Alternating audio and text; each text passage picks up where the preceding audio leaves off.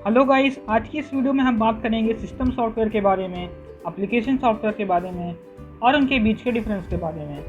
तो चलिए बिना टाइम वेस्ट करे वीडियो को स्टार्ट करते हैं। इनके बीच के डिफरेंस को बताने से पहले हम समझ लेते हैं कि सॉफ्टवेयर क्या होता है। तो सॉफ्टवेयर क्या होता है? Software is a set of instruction given to the computer to perform a work. इसका मतलब सॉफ्टवेयर कुछ इंस्ट्रक्शन होता है, कुछ ऐसी चीज़ें, कुछ इंस्ट्रक्शन जिसे हम कंप्यूटर को देते हैं कोई काम करने के लिए। इंस्ट्रक्शन कंप्यूटर कौन देता है? एक प्रोग्रामर। और इस इंस्ट्रक्शन की मदद से कंप्यूटर वर्क करता है। तो चलिए इसे हम एक एग्जांपल की मदद से समझते हैं।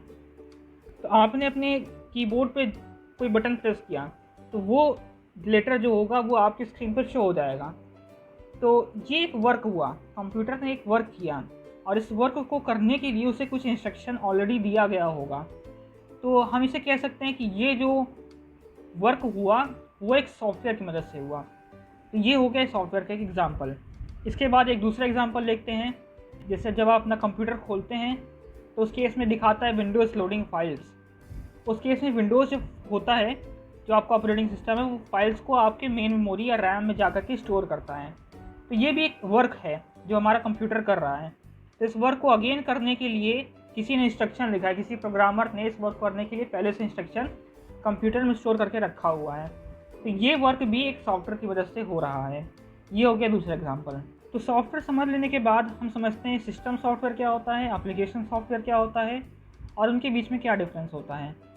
लेकिन इसको समझने के लिए हम एक यूज़ करेंगे एक एग्ज़ाम्पल का। मैं आपको एक एग्ज़ाम्पल दूंगा और उस एग्ज़ाम्पल से हम रिलेट कर सकते हैं इनके बीच के डिफरेंसेस को। तो अब वो एग्ज़ाम्पल देखते हैं।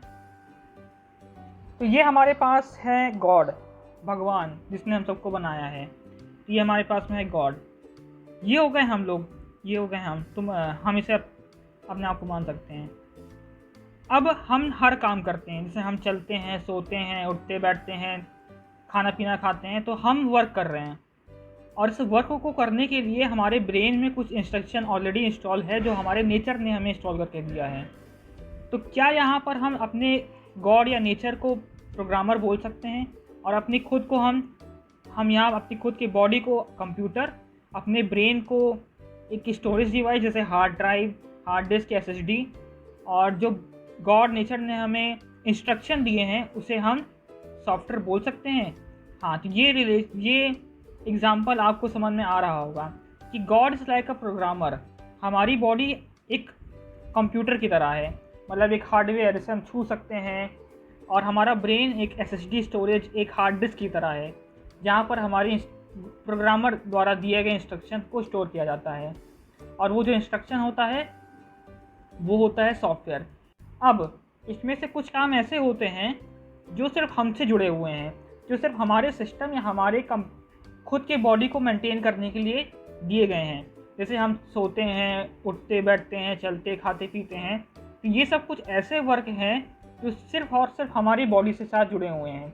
इसमें कोई थर्ड पार्टी इन्वॉल्व नहीं होता, कोई दूसरा यूज़र इन्वॉल्व, कोई दूसरा पर्सन इन्वॉल्व नहीं होता। तो ऐसे वर्क को हम कह सकते हैं कि ये सिस्टम सॉफ्टवेयर की तरह हैं, यानी ऐसे वर्क जो सिर्फ हमसे जुड़े हुए हैं।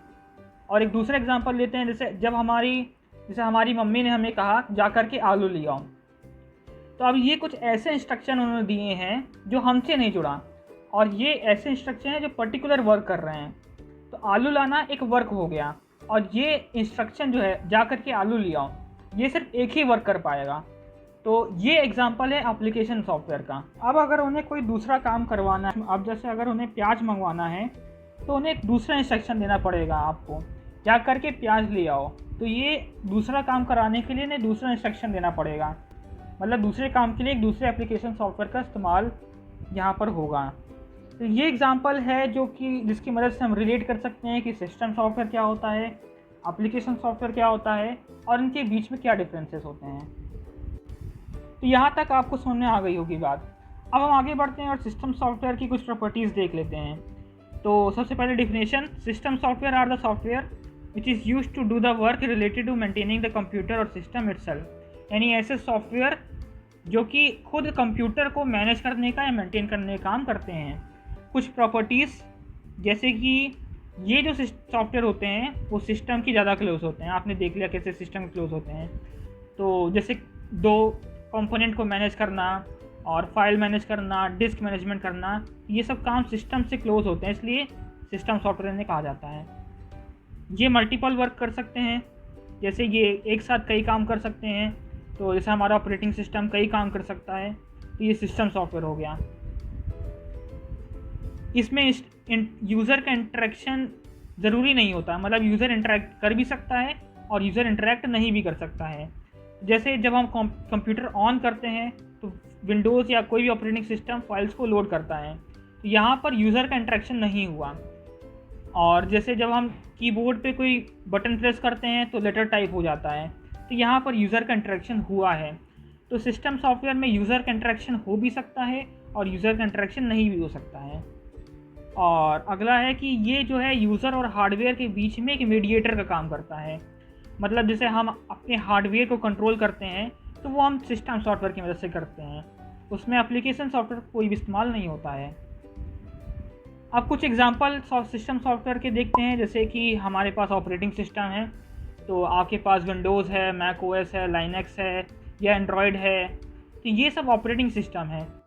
तो ये एग्जांपल हो गया ऑपरेटिंग सिस्टम एक। इसके बाद हमारे पास डिवाइस ड्राइवर है, मतलब किसी भी डिवाइस का एक ड्राइवर इंस्टॉल होता है कंप्यूटर में। जैसे कीबोर्ड का एक ड्राइवर होगा, माउस का एक ड्राइवर होगा, हमारे डीवीडी ड्राइव का एक ड्राइवर होता है, तो वो भी सिस्टम के साथ जुड़ा हुआ है, वो हार्डवेयर को मैनेज करने का काम कर रहा है, तो इसलिए वो भी एग्जांपल है सिस्टम सॉफ्टवेयर का। इसके बाद कंपाइलर एंड इंटरप्रेटर, जो कि हमारे जो हमारे प्रोग्रामिंग लैंग्वेज को मशीन लर्निंग में कन्वर्ट करता है, इसे 0-1 के फॉर्म में कन्वर्ट करता है, वो भी सिस्टम के साथ जुड़ा हुआ है।